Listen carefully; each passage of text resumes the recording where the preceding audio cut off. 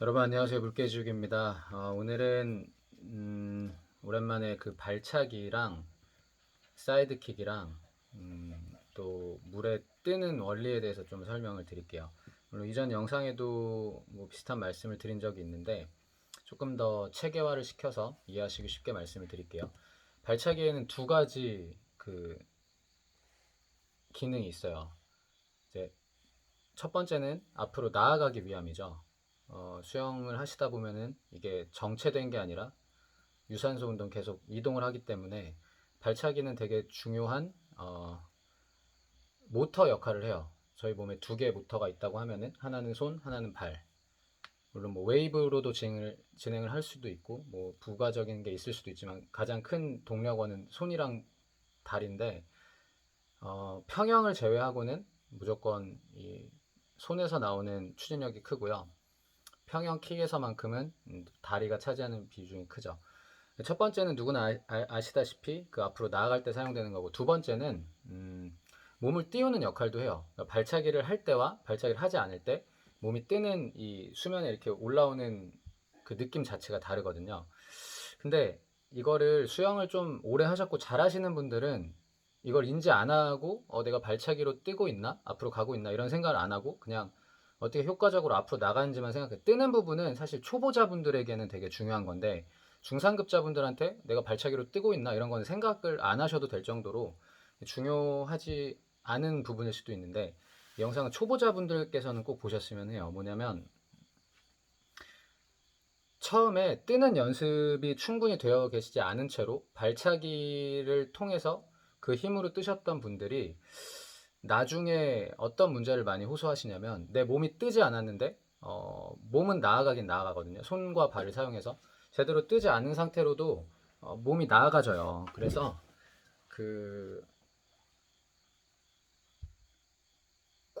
이 코어라고 하면 보통 명치부터 무릎 위까지 이 부분, 몸의 중심이 되는 부분이 코어가 물에 잠겨 계시는데도 계속, 그러니까 뜨지 못하는데도 계속 수영을 오래 하시게 되는 거예요. 그러면은 어떤 문제가 생기냐면 자세도 망가지고 호흡도 어려워져요. 왜냐면은 적정 높이에서 수영을 해야 되는데 사실 나는 그거보다 가라앉아 있는데 나도 인지를 못하고 계속 시간이 지나버린 거거든요. 그래서 어떤 문의를 많이 받냐면요.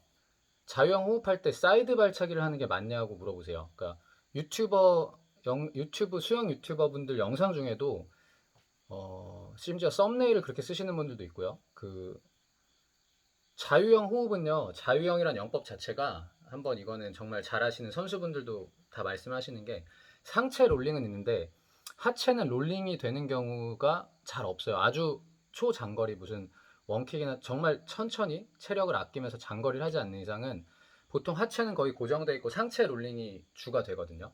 반대로 배영은 상체와 하체가 같이 롤링이 돼요. 그렇게 해야만 해요. 이 영법 자체가.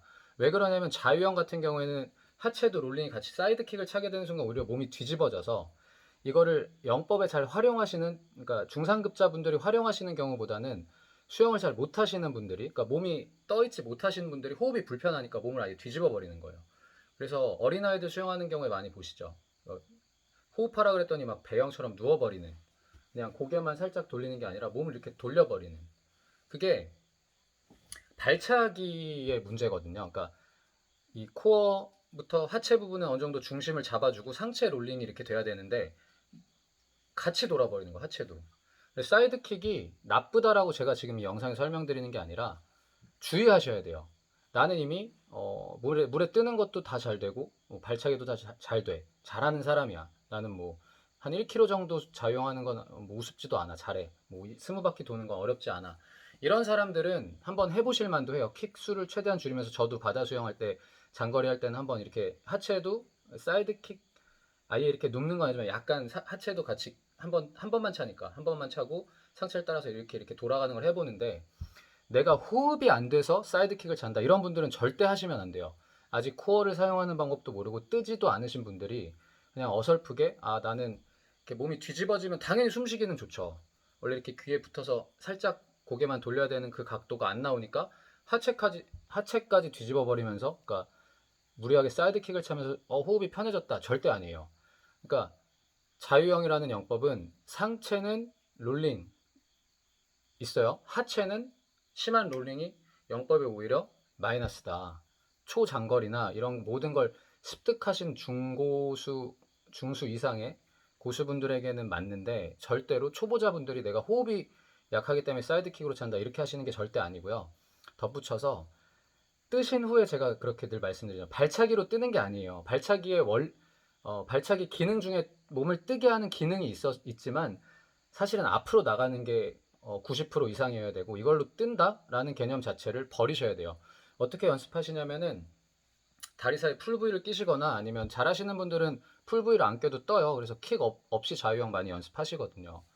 오리발을 끼면은 또 문제가 오리발을 끼면 너무 잘 나가서 킥 연습보다는 풀 연습하실 때 원래 오리발 핀을 끼시는 거거든요. 그래서 안 뜨시는 분들이 오리발로 교정하는 건 저는 비추고요. 그냥 킥을 아예 차지 마시던가 V를 끼고 다리를 묶은 다음에 연습을 하면서 내가 떠 있는 채로 발차기를 하고 있는가 이거 한번 연습을 정말 꼭 해보세요. 의외로 많은 분들이 수영을 오래 하셨음에도 불구하고 내 몸이 떠 있는지 안 떠 있는지도 잘 인지를 못하고 계시고 이게 큰 문제점이라는 거를 강사님들도 잘 지적을 못하세요. 아무래도 단체 강습을 하시다 보면은 좀 회원들이 많으시다 보니까 일일이 체크해드리기가 좀 어려울 수 있는데 개인 레슨 같은 거 받아보시면 아마 그게 여실히 드러날 거예요. 몸이 떴다는 거는 내 엉덩이, 그러니까 코어 중에서도 엉덩이가 이렇게 튀어나와 있기 때문에 엉덩이 부분이 살짝 수면 위로 보이면 아 나는 괜찮구나. 이게 이렇게 되어 계시는 게 아니라 약간 엉덩이 부분이 이렇게 올라와서 수면에 엉덩이가 보인다. 그러면 네, 떠 있는 거예요. 거기서는 발차기를 하든 안 하든 물론 이제 뭐 시합이나 이럴 때는 하시겠지만 발차기를 꼭 안 하셔도 그 높이가 유지가 돼요. 나중에 한번 잘하시는 분들 할 때 보세요.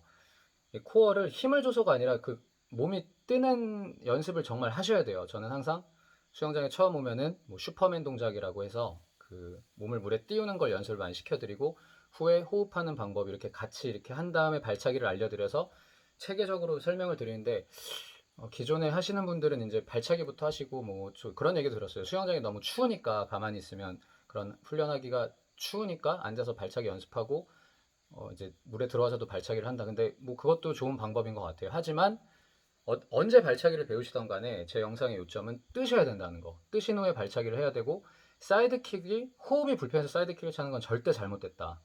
초보자분들은 그러니까 저는 자유형할 때 사이드킥을 차지 마시라 그래요. 오히려 저항을 만들어요. 하체가 같이 움직인다는 거는. 하지만 이제 잘하시는 분들은 사이드킥을 뭐 하셔도 그만 안 하셔도 그만인데 정석은 한번 보세요. 올림픽에서 수영할 때 옆에서 찍는데 이렇게 막 배꼽까지 보이는 사람이 있는지 자유형을 하는데 근데 이제 유튜버 분들이 이런 그 초급자와 중상급자 나누지를 않고 막 썸네일로 자유형 이렇게 막 누워 있고 많이 봤어요. 막 배가 다 보여 옆에서 볼 때. 절대 그렇게 자유형하지 않습니다. 하체, 코어 부분은 고정되어 있고 상체 롤링 위주로 가는 게 자유형이지 막 사이드킥 한다고 몸이 막 이렇게 자기 멋대로 막 몸이 막 옆에서 볼 때 이렇게 눕고 막 이쪽으로 눕고 이렇게 눕고 이렇게 눕고 배영은 그렇게 하는 게 맞아요. 배영은 자유형은 막 이렇게 그렇게 하는 거 아니에요. 오히려 저항을 만들고 수영에 역효과를 준다는 거. 특히 초보자분들은 절대 사이드킥을 호흡할 때 쓰려고 하지 마세요. 이게 포인트예요.